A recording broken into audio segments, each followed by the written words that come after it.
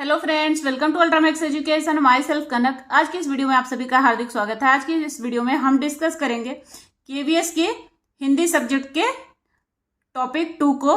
ये यहाँ की हिंदी की सेकेंड क्लास है। यहाँ पर हम लोग डिस्कस करेंगे लिंग अर्थात जेंडर। इसे इंग्लिश में जेंडर भी कहते हैं।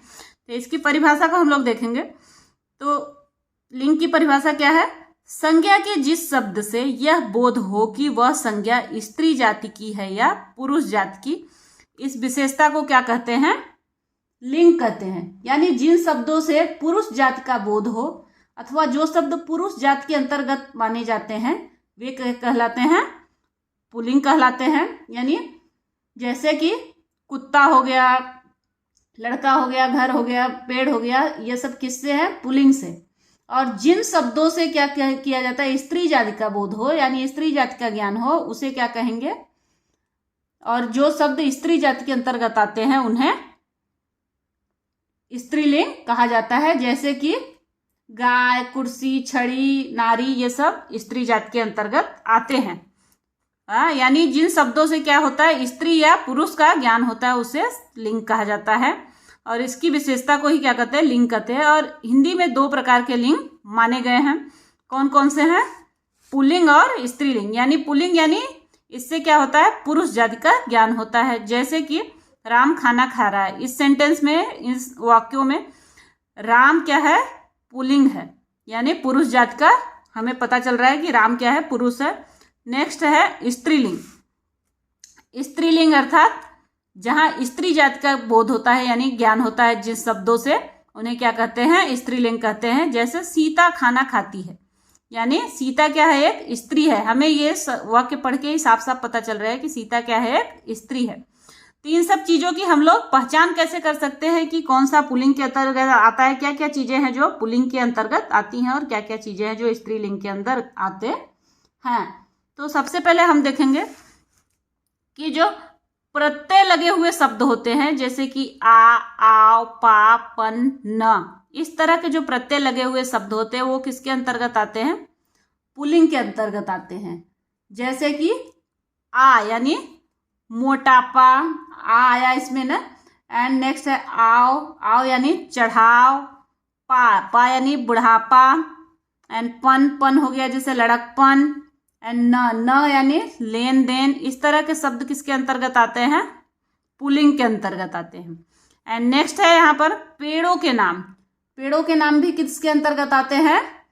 पुल्लिंग के अंतर्गत। जैसे नीम, आम, जामुन, पीपल, सागौन, ये सब किसके अंतर्गत आते हैं?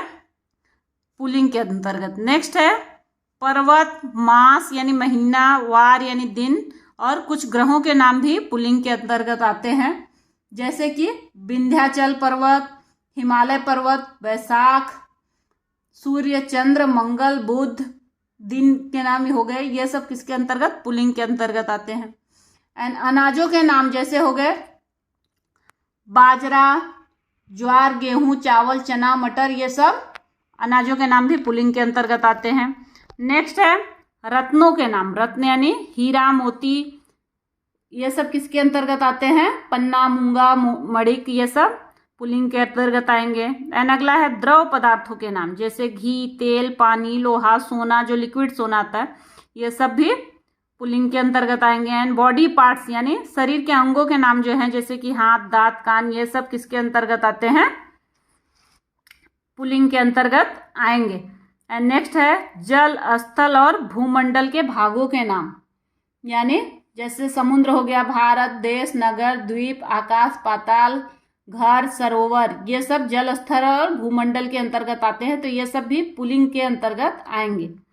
एंड नेक्स्ट है वर्णमाला के अनेक अक्षरों के नाम। यानी ये सब जो अक्षर हैं यहाँ पर अ, उ, ए, ओ, क, ख, ग, च, छ, ध, य, र, ल, व, श, और ये सब से जो बने हुए नाम रहते हैं वो सब भी नाम पुल्लिंग के अंतर्गत आते हैं।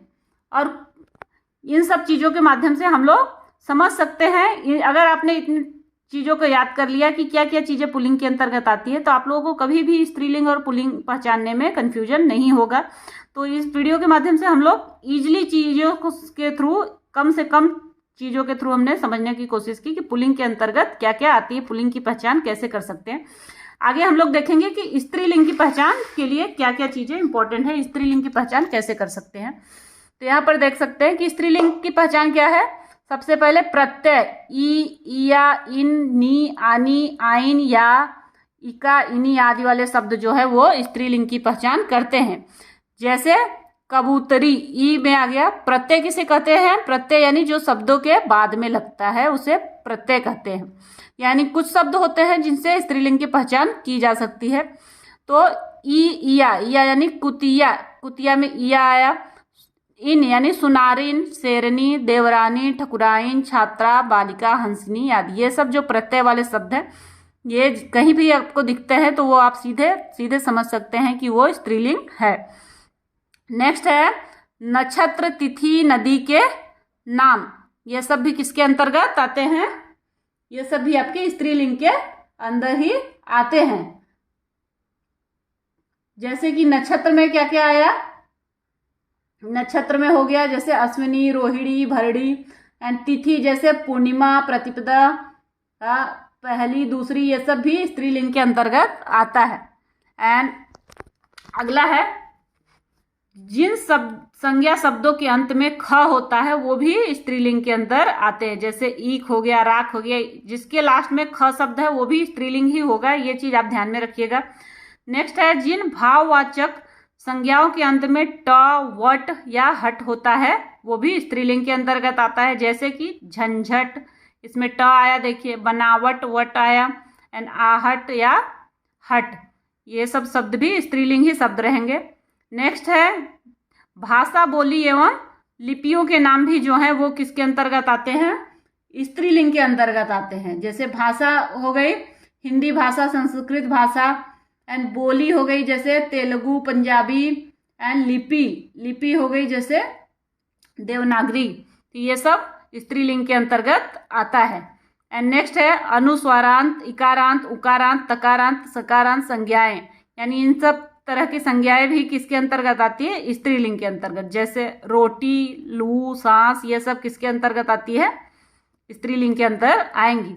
और एक शब्द ऐसे होते हैं जो नित्य पुल्लिंग या नित्य स्त्रीलिंग शब्द कहलाते हैं। और ऐसे शब्दों में क्या होता है? मादा या नर लगा के क्या करते हैं उसका, अगर स्त्रीलिंग है तो उसमें नर लगाएंगे तो उसको पुल्लिंग बना देंगे, और पुल्लिंग है तो उसमें मादा लगा के स्त्रीलिंग बनाते हैं। जैसे नित्य पुल्लिंग शब्द क्या हो गए? तोता, मच्छर, कौवा इत्यादि। तो इसमें क्या करेंगे? मादा तोता लिखेंगे तो उसका क्या हो जाएगा? स्त्रीलिंग हो जाएगा। एंड मादा मच्छर, मादा कौवा। इसी तरह नित्य स्त्रीलिंग शब्द जैसे हैं कोयल, मैना, चील, यानी इसको पुल्लिंग बनाना है तो नर कोयल, नर मैना, नर चील, इस तरह से क्या कर सकते हैं? इसको स्त्रीलिंग से पुल्लिंग में या पुल्लिंग से स्त्रीलिंग में बदल जाते हैं ये सब। तो यहाँ पर हम लोगों ने डिस्कस किया कि किस किस तरह से कौन कौन से लिंग की पहचान कर सकते हैं। तो अभी आई होप इस वीडियो के थ्रू आप लोगों को इजीली पता चल गया होगा कि स्त्रीलिंग के अंतर्गत कौन कौन से शब्द आते हैं और पुल्लिंग के अंतर्गत क्या क्या शब्द आते हैं। और ये केवीएस का एक मोस्ट इंपॉर्टेंट टॉपिक है। तो आई होप इस वीडियो के माध्यम से आप लोगों को एक टॉपिक क्लियर हो गया होगा। और इस तरह के जो भी केवीएस से रिलेटेड सारे टॉपिक्स हम लोग सिलेबस वाइज यहाँ पर कवर करेंगे। तो आप लोग चैनल पर बने रहिए। एंड अगर आप चैनल पर नए हैं तो प्लीज़ सब्सक्राइब करके बेल बटन को भी प्रेस कर दीजिएगा, ताकि इस तरह की आने वाली न्यू वीडियो की नोटिफिकेशन आप तक पहुँच जाए। और इसके अलावा आप लोगों को कौन से टॉपिक में कन्फ्यूजन है या कौन से टॉपिक पर वीडियो चाहिए आप लोग कमेंट करिएगा, तो मैं उससे भी रिलेटेड वीडियो बना के आप लोगों तक अपलोड करने की कोशिश करूँगी। तो आई होप आप लोगों को वीडियो पसंद आई तो please like, share and subscribe करना ना भूलें। तो चलिए फिर मिलते हैं नेक्स्ट वीडियो में। Thank you for watching this video.